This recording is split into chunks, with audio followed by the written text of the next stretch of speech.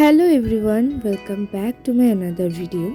তো সেই দিনকে ঠিক হয়েছিল যে আমরা সকাল সকাল স্নান দান করে দক্ষিণেশ্বরে পুজো দিতে যাব। তো তাই আমার বোন সকাল সকাল উঠে ভ্লগ করতে স্টার্ট করে দেয়। তো ও আমাকে ওঠায়, দেন আমরা ফ্রেশ ট্রেশ হই। তো ঘুম থেকে উঠেই তো আর স্নান করতে ইচ্ছে করে না, তো আমরা তাই একটু গান টান বাজিয়ে কিছুক্ষণ মাস্তি করছিলাম, নাচানাচি করছিলাম। তো এখানে এই যে কিউট দিদাটা এসছে, এই দিদুনটাই হচ্ছে আমার মায়ের ছোট পিসি, মানে ওনাদের বাড়িতেই আমরা এসছি। তো দেন আমরা স্নান দান করে নিই, কারণ আমার মামি খুব বলছিল যে জলদি তোরা স্নান করে রেডি হ, তোদের রেডি হতে প্রচুর টাইম লাগে। আর সকাল থেকে যেহেতু না খেয়ে পুজো দিতে যাব, তো সবারই বলতে গেলে প্রচণ্ড খিদে পেয়ে যাবে। তো তাই আমরা জলদি জলদি টাইম ওয়েস্ট না করে সবাই রেডি হতে স্টার্ট করি। ভুলে ঘুরি যে আমাকে বাসবে ভালো, তার আকাশে উড়ি আমি বৃষ্টি এসে গুড়ি মাথায় করে রাখলে আমায় খেলবো লুকোচুরি। আর মামার বাড়ি গেলে তো নিজের সাথে সাথে আমার বোনকেও রেডি করতে হয়। কাদের কাদের এরকম একটা বোন আছে প্লিজ কমেন্টে জানিও।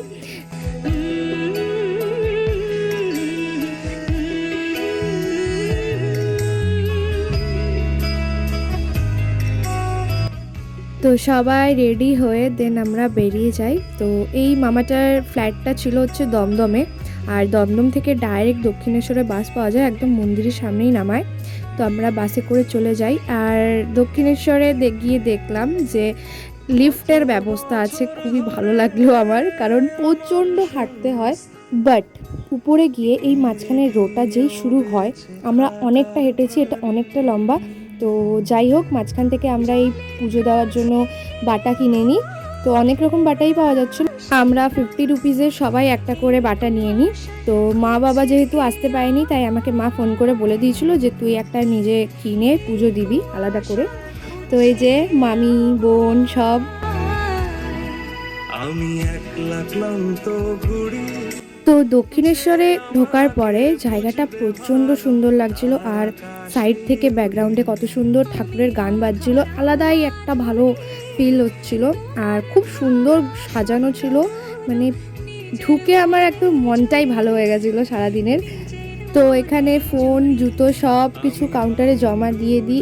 আর যেহেতু মন্দিরের ভিতরে ফোন অ্যালাউ নেই, তো আমি কিছুই ভিডিও করতে পারিনি, বাট আমরা অনেক ভালোভাবে পুজো দিয়েছি, একদম মাকে সামনে থেকে দেখেছি। তো এই যে পুজো দেওয়া হয়ে গেছে, এখন আমরা সবাই মিলে যাচ্ছি হচ্ছে সামনেরই একটা হোটেলে খেতে।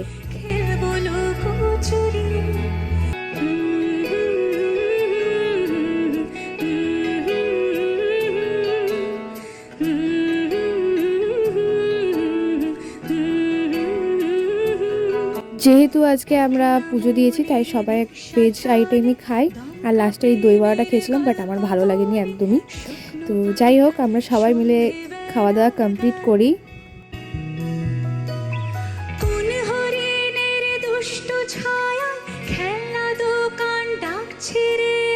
ভুল করেছি আর যাব না মিথ্যে মায়া চমকা বলা। ভাল লাগে অন্ধকার হাতে ডোবাই, এক নতুন গন্ধ তার পাচ্ছি তাই। তো খাওয়া দাওয়া কমপ্লিট করার পর ওখান থেকে বেরিয়ে আমরা চলে যাই হচ্ছে গঙ্গার ঘাটে। সামনেই নাকি একটা গঙ্গার ঘাট আছে, ওই মামা মামিটা বললো। তো আমরা সবাই মিলে চলে যাই ওখানে দেখতে। আর ওটার ভিতরে যা গরম, রোদে তো আমরা কোথাও ঘুরতেই পারছিলাম না। তো যাই হোক, গঙ্গার ঘাটে যাওয়ার পরে একটু ভালো লাগছিলো, হাওয়া দিচ্ছিল কত সুন্দর।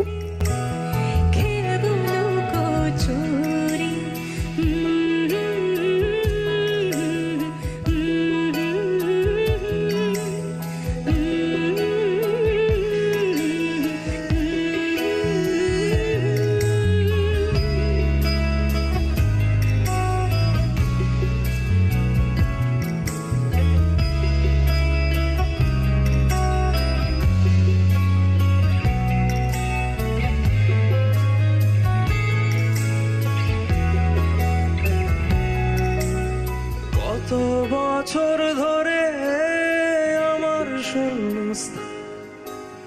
দুমড়ে গিয়েও বেঁচে থাকা তো কলকাতায় যা গরম, আসার সময় তো বাসে চলে এসেছি, বাট যাওয়ার সময় আর একটুও কারোর ইচ্ছে ছিল না যে ওই গরমের মধ্যে বাসে করে যাওয়ার। তাই আমরা ঠিক করি যে মেট্রোতে যাব একদম ঠান্ডায়। তো তাই আমরা চলে যাই হচ্ছে মেট্রো স্টেশনে। এই কুয়াশা খুঁজছে কে আমায় আমি একলা ক্লান্ত ঘুরি যে আমাকে সত্যি বলতে কলকাতায় এসে এটা আমার ফার্স্ট মেট্রোতে উঠেছিলাম, তো ভালো লাগছিল খুবই। বাট এটা মাটির নিচ দিয়ে যায়নি, একদম উপর দিয়ে যাচ্ছিল। আর ওই মামা মামিটা বলছিল যে মাটির নিচ দিয়ে যেটা যায় ওটা দেখতে অতটাও ভালো লাগে না, তো এটাই বেশি ভালো লাগে যে চারিদিকে সব কিছু দেখা যায়। তো আজকের ভিডিওটা এখানে অবধি, টাটা। আবার আসছি ইকো পার্কের ভিডিও নিয়ে, সবাই কিন্তু ওয়েট করবে। ভালো